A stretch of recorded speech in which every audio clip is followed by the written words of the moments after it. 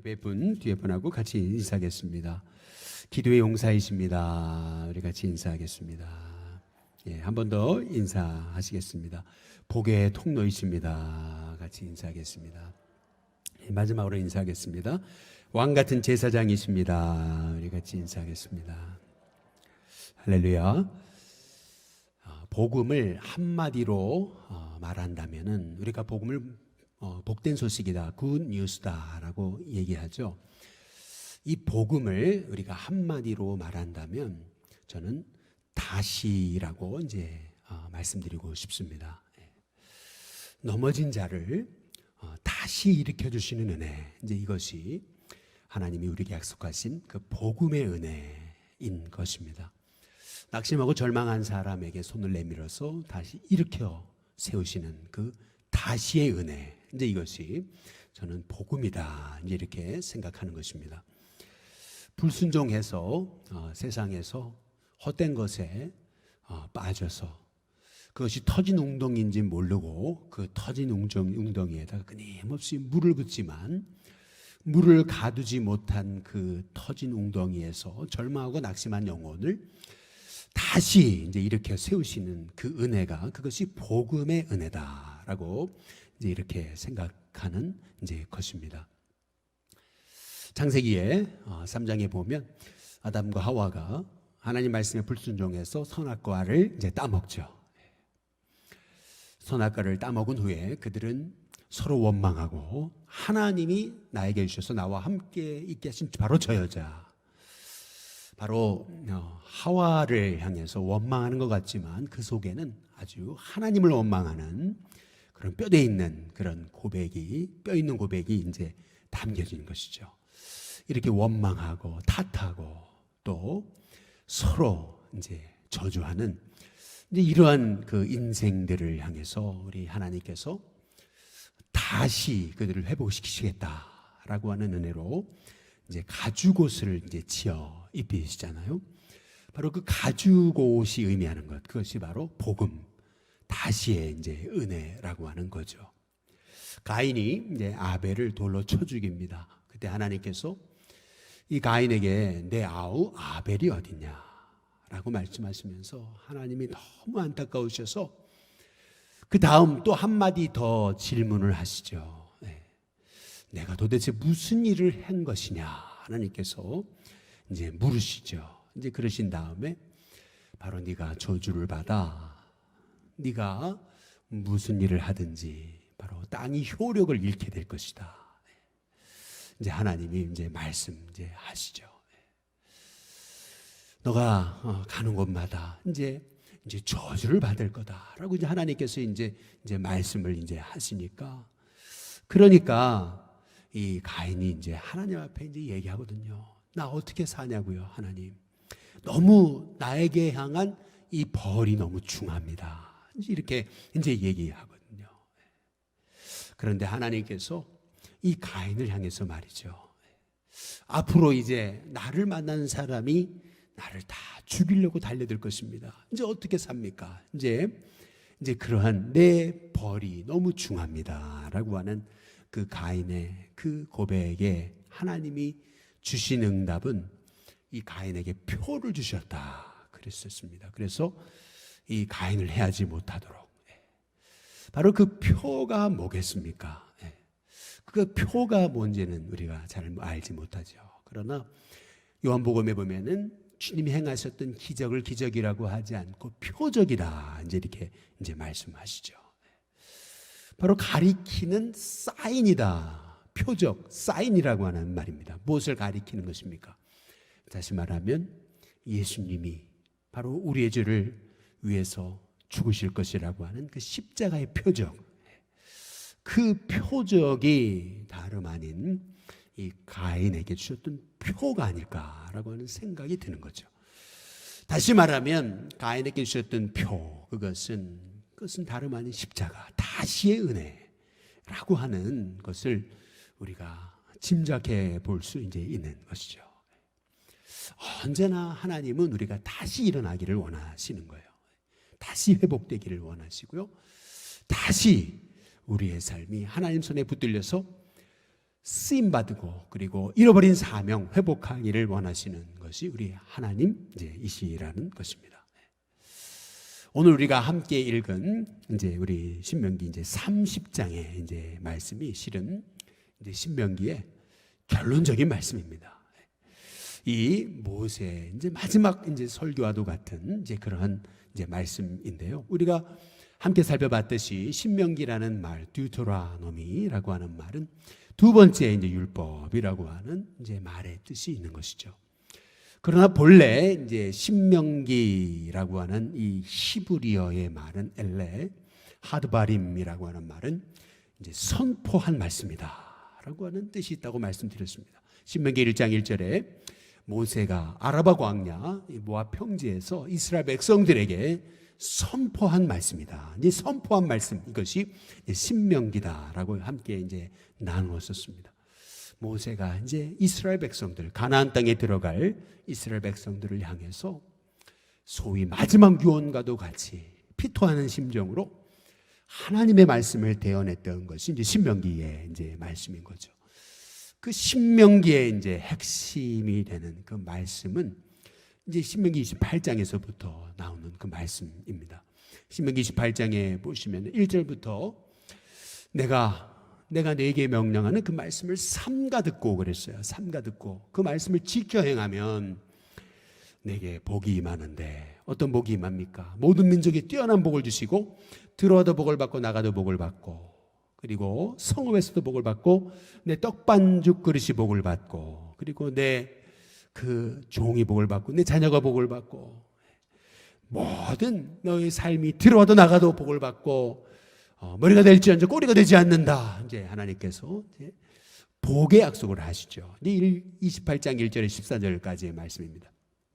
그런데 내가 만약 순종하지 않으면 불순종하면은 이제 내 삶에 이제 저주가 임하는데 들에서도 저주를 받고 성읍에서도 저주를 받고 들어가도 저주를 받고 나와도 저주를 받고 이제 이 저주에 대한 말씀이요.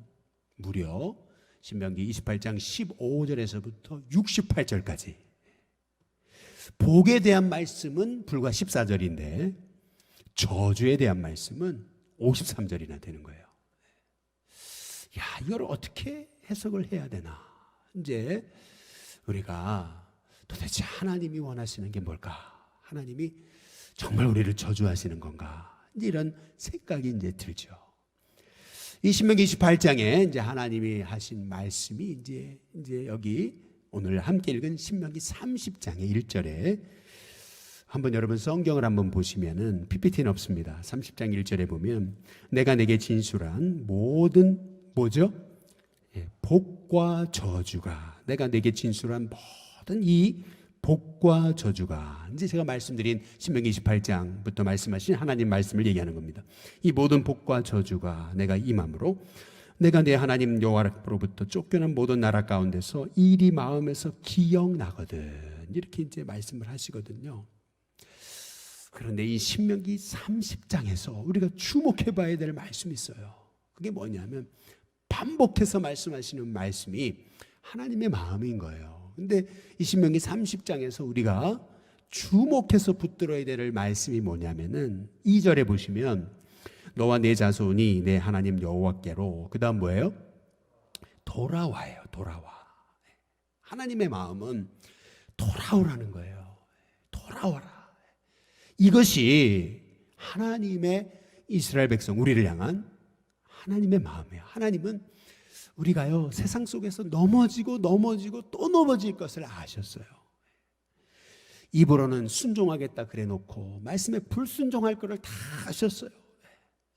그래서 하나님의 마음은 뭐냐면 하나님이 복을 14절에 걸쳐서 저주는 무려 50절이 넘는 그 말씀을 걸쳐서 우리에게 말씀하신 이유, 그것은 뭐냐면은 결국 오늘 말씀에 우리 30장 2절 돌아와라고 말씀하시잖아요.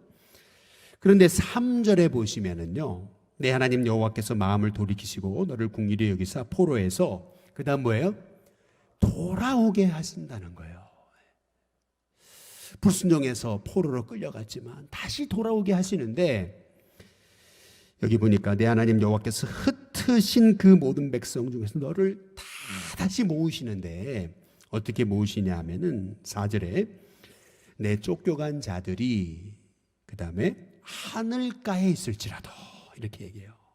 하늘가, 바다 끝에, 세상 끝에 있을지라도 거기서부터 너희들을 다 다시 모은다. 이게 하나님의 마음이시거든요. 다시 너희들을 돌이키신다라고 하는 것이 하나님의 마음이세요. 그래서 5절에 보시면은 내 하나님 여호와께서 너를 내 조상들이 차지한 땅으로 그 다음 뭐예요? 돌아오게 하신다. 그래서 8절에 보시면은 너는 그 다음 뭐예요? 돌아와 라고 또 얘기하시죠. 그 다음에 9절 10절 이 중반 이후에 보시면 여호와 하나님께 내 하나님께 돌아오면 이라고 이렇게 반복해서 말씀하고 계세요. 돌아와 돌아와 돌아와 돌아와 돌아오면 이라고 이렇게 말씀하세요. 하나님의 마음은요 돌아오라는 거예요. 하나님의 마음은요 우리가 넘어질 걸 아셨어요. 불순종할 걸 아셨어요. 불순종으로 말미암아 터진 웅덩이인데 터진 웅덩이인지를 모르고 거기다가 물을 계속 붓는 인생 말이에요. 계속 빠져나가는데 알지 못하고 터진 웅덩이에다가 계속 물을 붓다가 나중에 허무함과 절망 가운데 빠진 영혼들을 돌아와라, 돌아오라고 회복시키겠다고 약속하시는 우리 하나님의 마음이 신명기를 통해서 주시는 그 하나님의 마음이신 거거든요. 그래서 여러분이 신명기 이제 이 30장에서 우리가 주목해 봐야 될 말씀이 뭐냐면 5절에 보시면은 내 하나님 여호와께서 너를 내 조상들이 차지한 땅으로 돌아오게 하사 내게 그 다음 뭐예요? 다시입니다. 한번 따라해 보겠습니다. 다시예요. 다시. 네. 뿐만 아니라 8절에 보시면 너는 돌아와 그 다음 뭐예요? 다시. 또 다시라고 나오죠. 근데 10절 끝에 부분에 보면은 내 조상들을 기뻐하신 것 같이 너를 그 다음 뭐예요? 다시 기뻐하사 내게 복을 주실 것이다. 우리 하나님께서 말씀을 하시는 거거든요. 우리가 넘어지고 우리가 실수하고 불순종하고 우리가 세상에서 방황할 것을 아셨어요. 그래서 우리 하나님은 그 하나님의 백성들을 향해서 돌아오라는 거예요. 돌아오면 다시라고 이렇게 말씀하시죠. 그러면 다시 하나님이 행하시는 일이 뭐예요? 여기 신명기 30장에서 7번 나오는 말이 있습니다. 7번. 그게 뭐냐 하면 복이라는 말이에요. 복이라는 말이 6번 나오고요. 번성이라는 단어가 한 번 나옵니다. 합이. 이게 다 복이라는 개념인데 합이 7번이에요. 하나님이 돌아오는 그 이스라엘 하나님의 백성들을 다시 하나님이 복을 주시는데 어떤 복을 주시냐면요. 5절에 우리 다 함께 한번 읽어보시죠. 5절입니다. 5절에 같이 한번 읽어보겠습니다. 같이 있습니다. 시작. 내 하나님 여호와께서 너를 내 조상들이 차지한 땅으로 돌아오게 하사 내게 다시 그것을 차지하게 하실 것이며 여호와께서 또 내게 선을 행하사 너를 내 그 다음 뭐예요? 조상들보다 그 다음에 동그라미를 쳐야 돼요. 더라고 그랬어요. 더 번성하게 하실 것이다. 이게 핵심이에요.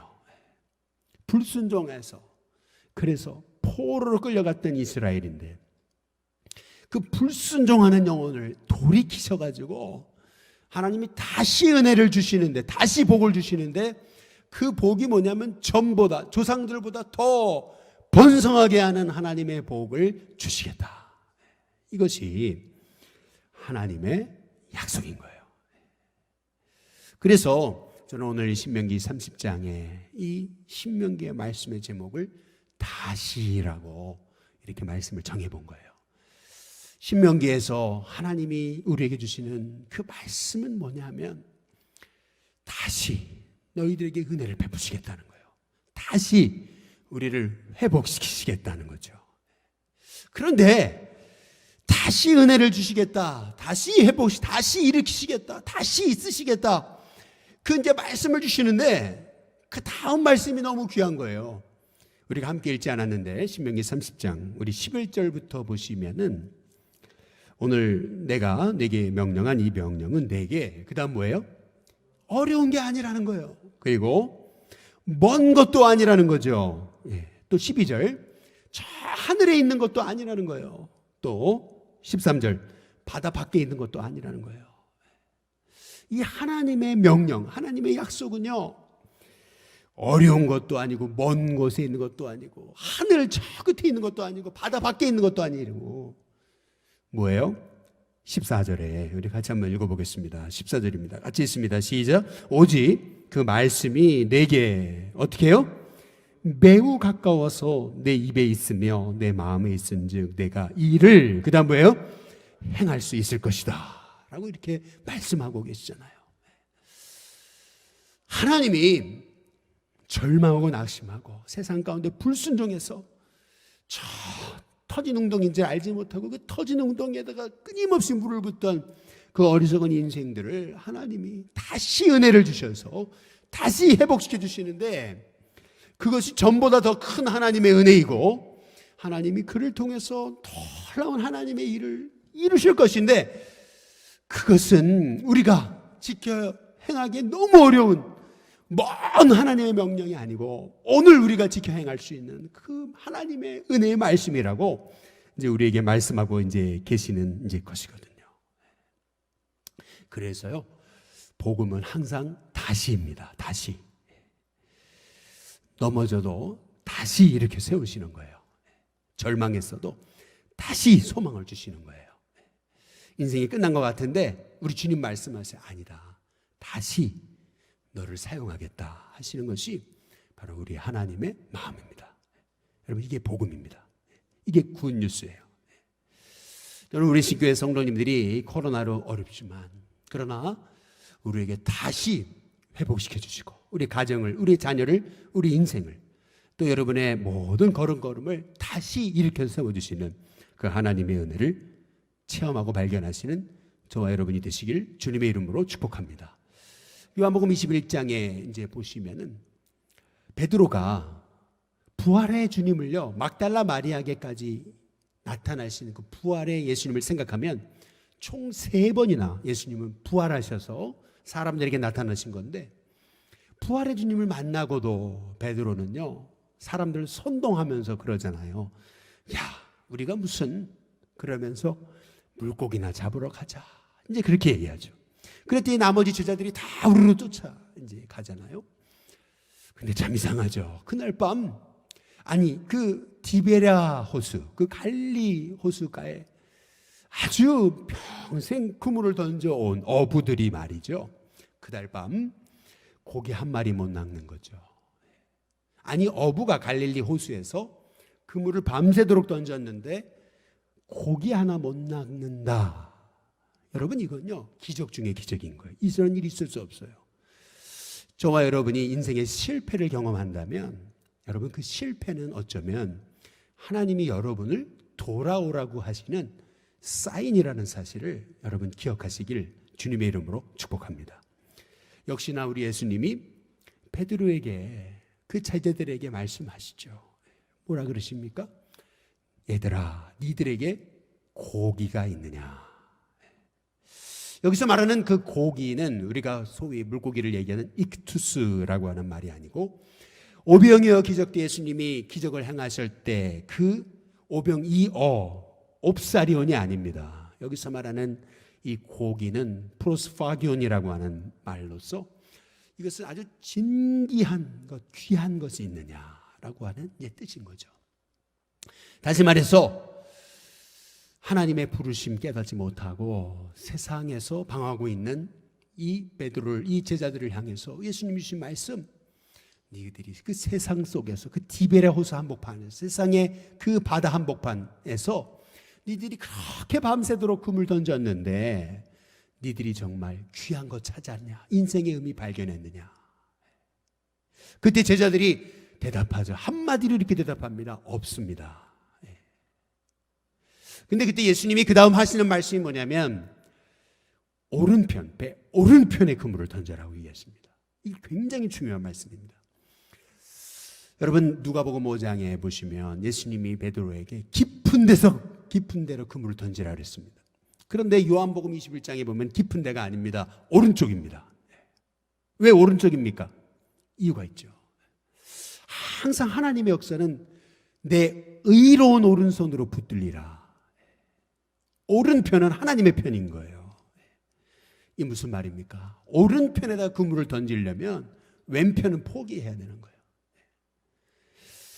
우리가요, 자꾸 세상 속에서 이 세상 편을 놓지 않으니까 오른편에다 그물을 던져야 되는데, 오른편에 그물을 던지려면 왼편을 내려놔야 돼요. 왼편이 포기가 돼야 되는 거예요. 근데 포기가 안 되는 거예요. 우리 주님 말씀하신 오른편에 던져야 된다는 거예요. 근데 오른편에 던졌더니 어떻게 돼요? 물고기를 낚게 되는데요, 그냥 피레미가 아니에요. 베드로 고기라고 불리는 팔뚝만한 고기가요, 진짜 실제로 팔뚝만합니다. 팔뚝만한 고기가요, 얼마나 많이 잡혔는지 그 그물 안에만 153마리. 놀라운 것은 이거예요. 누가복음 5장에 보시면 잡은 것이 많아 그물이 찢어졌다고 그러는데요, 요한복음 21장에는 이렇게 많은 고기를 낚았으나 그물이 찢어지지 않는다고 말씀합니다. 무슨 말입니까? 주님의 부르심에 순종해서 이제 주님이 기뻐하시는 오른편을 향해서 인생의 방향을 맞춰 삶을 드리기 시작하니까 돌아오라, 돌아오라 말씀하시는 그 말씀에 순종해서 돌아왔어요. 그랬더니 주님이 다시 은혜를 주시는데, 그 은혜는 뭐냐? 고기를 낚는데 한 마리도 이게 놓치는 게 없어요. 전에는 내 인생 그렇게 그물 던졌는데 다 터진 웅덩이에요.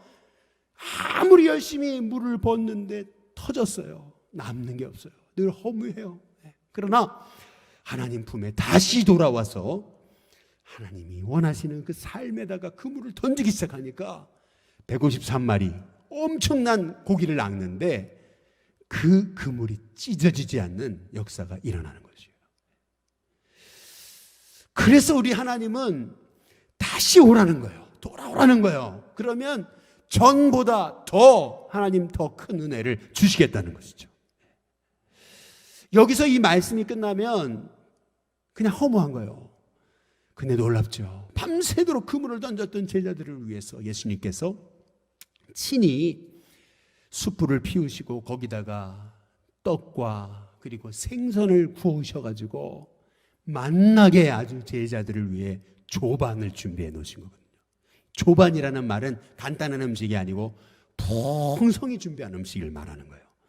이 풍성히 준비한 음식을 가지고 예수님이 다 기다리고 계시니까 제자들이 어리벙한 거죠. 이게 생신이요 꿈이요. 그래가지고 제자들이 아무 말도 하지 않았어요. 한마디도 하지 않고 있었어요. 그랬더니요, 예수님이요 친히 일어나셔가지고 제자들한테 한 사람 한 사람 예수님이 손수 구우신 생선을 갖다 주시면서 그들을 먹이세요.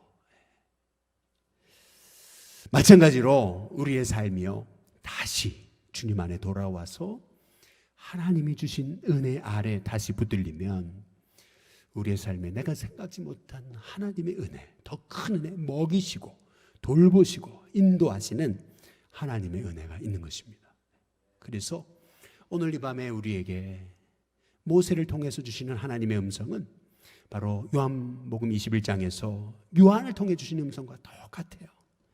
다시 불순종하여 낭망하여 절망하고 터진 웅덩이에다 물을 붓듯 그렇게 인생의 허무 가운데 나아갔던 너희들 다시 돌아오라는 거죠. 돌아오면 다시 은혜를 주시는데 그 은혜는 전보다 더 큰 하나님의 은혜라는 거예요.